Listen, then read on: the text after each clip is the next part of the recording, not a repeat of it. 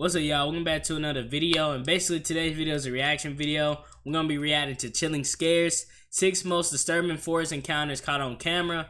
A lot of y'all been asking for scary videos, and y'all said do them on Saturdays or Sundays. So today's a Saturday, and I'm gonna do a reaction. I'm gonna do a scary reaction video. I'm kind of sick, so anyway, let's go. In January 2015, a group of New Zealand film students were recording outside their school at Auckland's Parnell railway station. The footage you're seeing now was recorded by a student named Chris Muir. For a few minutes, Chris and his friends were messing around and having fun as they filmed. But that's when the group spotted a man and a woman wearing creepy white masks hiding in the tall grass next to the station and staring ominously at the camera.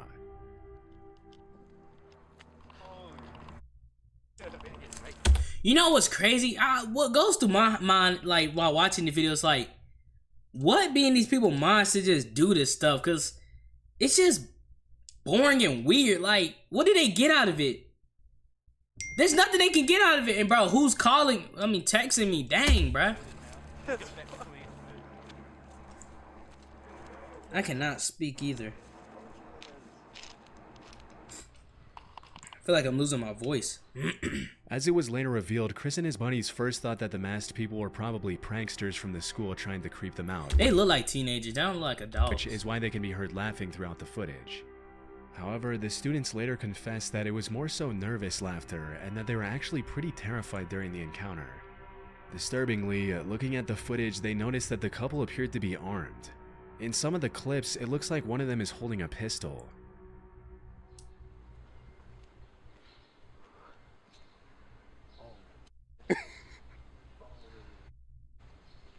Where's the other one? Where's the other one? What country is this? I don't see him. As soon as the suspects got a little too close for comfort, the group ran back to the main road, after which they reportedly saw a police chopper approaching the area of the incident. It's not entirely clear who called the cops that day, but based on my research, this wasn't the first time the couple had harassed the public with their creepy masks and weapons. Earlier that week, they had terrorized a woman at Auckland's Domain Park, but left before the police were able to arrest them. When the cops arrived at the train station, Chris and his friends gave them the report, after which the Auckland Police Department uploaded a Facebook post where they urged the suspects to come forward and warned civilians to stay far away from the masked couple if they saw them. They also cautioned that if they really want to get the people, why don't they go out there themselves and pretend like they're, like, looking for animals? I don't know. Go out there and pretend like you're just friends playing around and see if you find them. And then when you do, that's when you get them, bruh. Doing this is gonna make them know that y'all looking for them, bruh. This is stupid. Why did they do this? Who's texting me? What appeared to be a weapon, they had no way of knowing if the weapon was real or fake and would be forced to approach the situation as if it were real. Shortly after that, the suspects reportedly came forward to talk to the cops.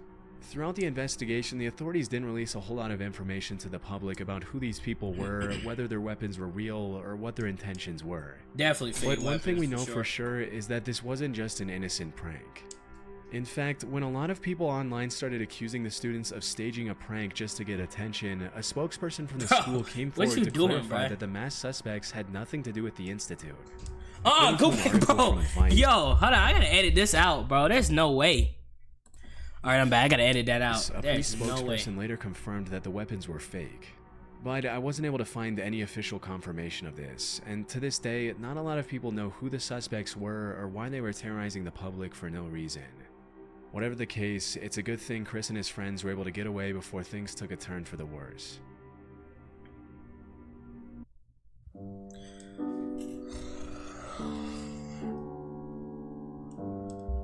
I'm not even gonna get mad at the ads, bruh. Near the base of Mount Fuji in Japan lies a forest that's known among the locals as the Sea of Trees.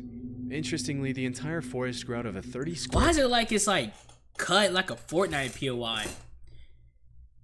...kilometer patch of hardened lava that was laid down by the last major eruption of Mount Fuji. A little more disturbingly though, over the years the Sea of Trees has become known as a place where people go to take their own lives. And if you venture far enough into the forest, it's not uncommon at all to find a body. Near the entrance of the forest, a sign written in Japanese reads, "Quietly think once more about your parents, siblings, and children." please don't suffer alone and first reach out. In July 2017, urban explorer and YouTuber Burbex ventured into the forest to see what he'd find, walking his viewers through his entire journey into the sea of trees. But even though the video starts out tame enough, just a few minutes into his exploration, the uploader comes across an abandoned bike, and that's when things get a little disturbing. I'm only a few meters away from the road right now. Oh man, it look new too. But I've already found an abandoned bike. It's actually a pretty nice bike. Let's take a look at it.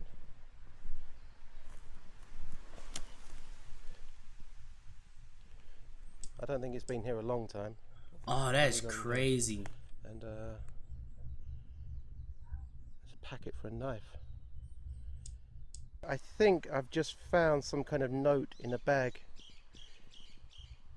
It says 1211. I can't quite make out.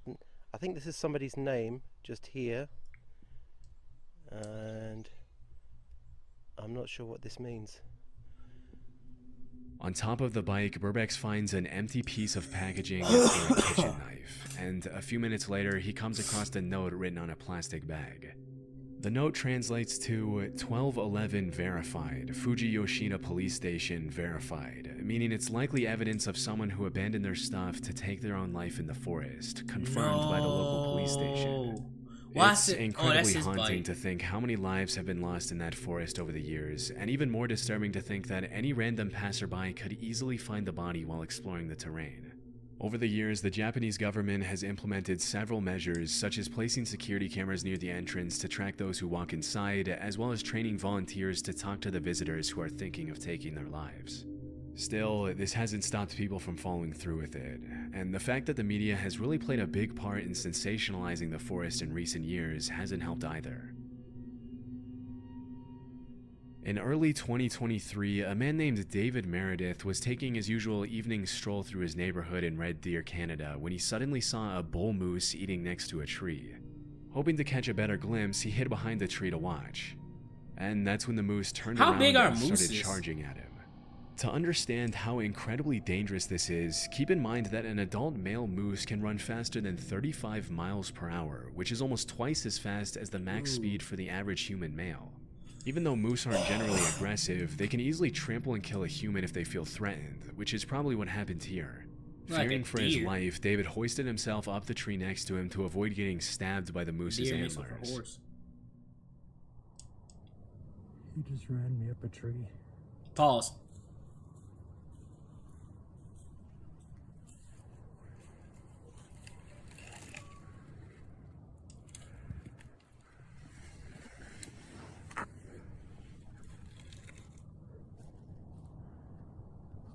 As soon as he was out of the moose's reach, he started recording. For about 30 seconds, the moose just stares at David, and you can hear the uploader's nervous breathing as he waits for the moose to leave. But shortly after, the moose starts charging back and forth with its head down, which is a clear sign that it's stressed and would probably trample David if he were to come down or fall from the tree.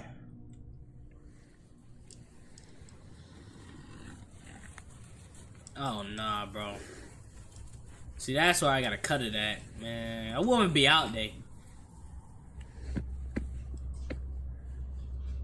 Based on what he mentioned to the news station that interviewed him a couple of days later, David stayed in the tree for over 10 minutes waiting for the moose to leave him alone. When asked how he climbed up the tree, he demonstrated how he pulled himself up by a flimsy-looking branch, which is honestly one of the most concerning parts of this whole situation. That branch breaks, and David would have been at the mercy of a very angry moose and might not have lived to tell the tale. Luckily, after seeing that David wasn't coming down, the moose finally gave up and ran off, thanks to which the uploader was able to come down safely after waiting it out for around an extra half hour. In February 2018, a man named Greg Harris uploaded a GoPro video of himself riding his ATV on an unnamed trail. For the first few seconds, the footage shows pretty much exactly what you'd expect from this kind of upload. But in the blink of an eye, something extremely disturbing interrupts Greg's ATV ride.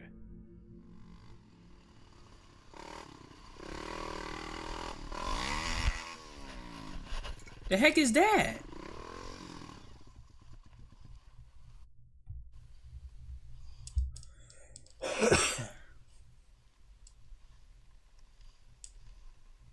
Oh, I thought it was that black thing beside him that they was talking about.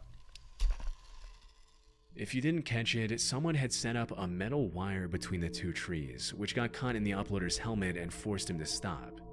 It's pretty disturbing to think that if Greg hadn't been so lucky, bro, and this is why I don't ride my four-wheeler in the woods, bruh. The woods. I just ride it around the yard because I seen videos like this before back in like 2017, and it was just crazy, bruh. I'm never riding my four-wheeler in the woods. At least woods like this. If the woods is behind my house or something, then probably. Been decapitated by the wire. Fortunately, as mentioned in the video description, his speed along with the wire hitting his helmet instead of his neck caused it to break as he passed through it. It might seem shocking that anyone would even think of doing something as incredibly evil as setting up a lethal booby trap in the middle of an ATV trail. But and what do they get out of it, bro? In the a dead body? Community. Sometimes these wires are set up by people trying to keep bikers off their property. Others are set up by psychos who get irritated by the noise and decide to use violence to fix the issue. And the rest are set up by people who are just messed up in the head and want to bring harm to others for no reason. In this case, it's impossible to tell who was responsible for setting up the trap. This is just one of those videos where if the wire was set up just slightly lower, the accident could have easily been fatal. Luckily, he was able to walk away with minimal injuries, and he used his video as a way to warn others to watch out for these kinds of traps, especially when riding through trees. Back in the summer of 2014, a man named Chris was biking in the mountains near Fernie, British Columbia, when he suddenly noticed what appeared to be an animal approaching him in the tall grass. Immediately, he realized it was a mountain lion, and that's when he started recording. I don't know if you can see it, but there's a mountain lion. He's crouching in the grass. He's actually coming towards me. At first, it's kind of hard to see where exactly the animal is, but as Chris walks towards the trail, you can see it emerging from the grass coming closer. That is a mountain lion. I be getting mountain lions and bobcats mixed off each other, cause they look the same to me. I don't know why. I know somebody gonna call me dumb for that, but even though mountain lion sightings are rare, they have been known to attack people in certain situations. And let's just say, if you see one stalking you in the tall grass, slowly approaching as it stares you down, you can be pretty certain that you're in danger. About 2 minutes into the footage, the lion starts walking a little faster, and Chris does the one thing you never do with a mountain lion by turning his back and starting to run.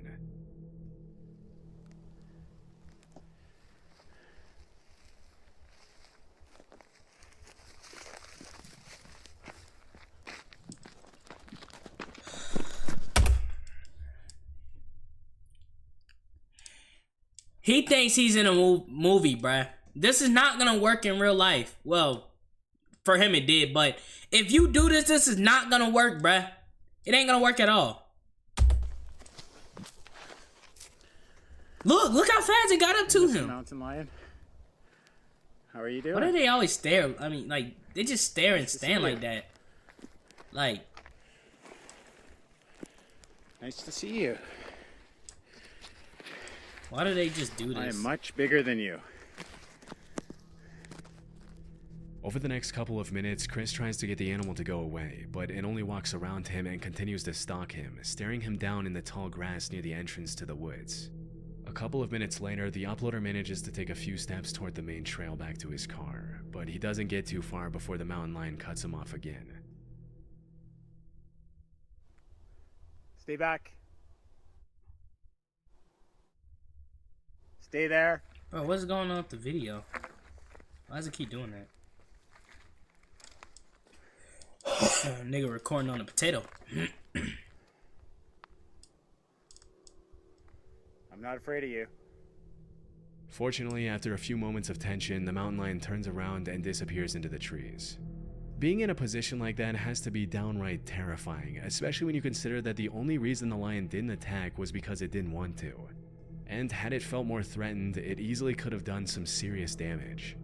Thankfully, it was just a close call and Chris was able to walk away from the terrifying encounter unharmed. In March 2019, a 5-year-old girl from Fairlawn, New Jersey was playing with her friends near a creek in a wooded area behind their home right off Route 208. This was an area the family knew very well, as they'd been living there for 13 years, and the girl's father, Dave Kuroda, and his wife felt completely safe letting their kid play in the woods behind their house. But at some point during that particular afternoon, the girl came across a pile of clothing in the woods, after which she... Why? Why do parents do that? Why do they let their kid be out in the woods by themselves? Why? Immediately ran Especially back if they're to in tell her elementary dad what school. she had found. Strangely, the clothes appeared to have been cut off a person's body, and there were suspicious red stains all over the tattered, shredded outfit. After confirming the bundle consisted only of women's clothing, Dave called the Bergen County Sheriff's Office and reported the incident, feeling like it was just too out of the ordinary for a random pile of cut-up clothes to appear near the entrance of the woods so close to his home. Even though this was the first time their daughter saw the clothes, it appeared they had been in the woods for several months, which explains some of the excessive wear and tear, but not the suspicious cuts and stains all over the outfit.